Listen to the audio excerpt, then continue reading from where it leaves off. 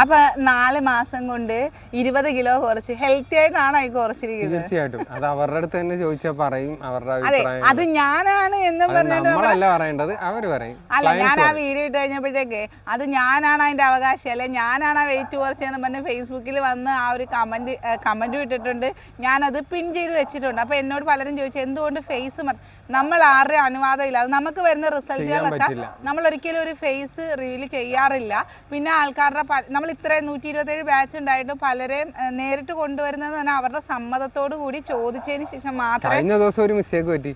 ഇതേ കണക്ക് വന്ന ഒരു റിസൾട്ട് ഞാൻ ഗ്രൂപ്പിൽ എടുത്ത് ഷെയർ ചെയ്തു. നമ്മുടെ ഗ്രൂപ്പിൽ മാത്രം, വേറെ പുറത്തോട്ടൊന്നുമില്ല. പക്ഷേ അതിൽ ഞാൻ ആ നമ്പർ ഹൈഡ് ചെയ്യാൻ മറന്നുപോയി.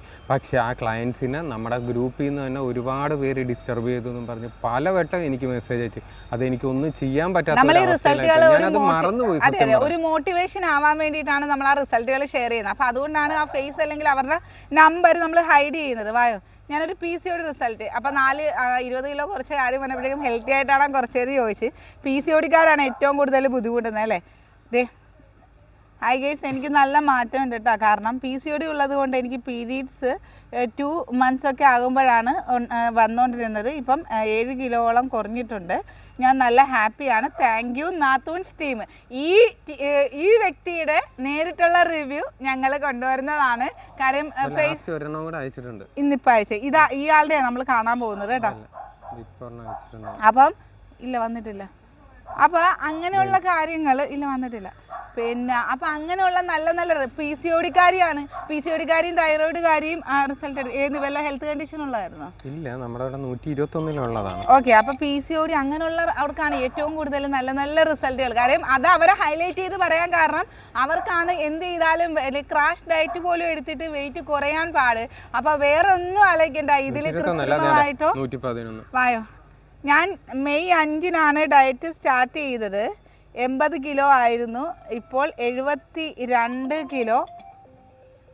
എനിക്ക് ഫാറ്റി ലിവർ, BP, ഡിസ്ക് പ്രശ്നം എല്ലാം ഉണ്ടായിരുന്നു. ഇപ്പോൾ എല്ലാം നോർമലായി. ഫ്രീ ആയിട്ട് ഒന്ന് നടക്കുവാനും ജോലി ചെയ്യുവാനും ഒക്കെ സാധിക്കുന്നുണ്ട്. ഞാൻ ആരംഭത്തിൽ വലിയ എക്സസൈസ് ഒന്നും ചെയ്തിരുന്നില്ല. ഒരു 4 കിലോ കുറഞ്ഞത് മുതൽ 3/4 മണിക്കൂർ നടക്കുന്നുണ്ട്. അതുകൊണ്ടാണ് ഇത്രയും വെയിറ്റ് കുറഞ്ഞത്. താങ്ക്സ് നാത്തൂൻസ് ടീമിന്, പ്രത്യേകിച്ച് സാറ് എന്താ പറയാ, സാറിനാണ് ഏറ്റവും കൂടുതൽ താങ്ക്സ്. അതും ടീമിനും അതുപോലെ തന്നെ സാറിന്. വേറെ ഒന്നുമല്ല, നമ്മൾ അത്രത്തോളം എഫേർട്ട് എടുക്കുന്നുണ്ട്.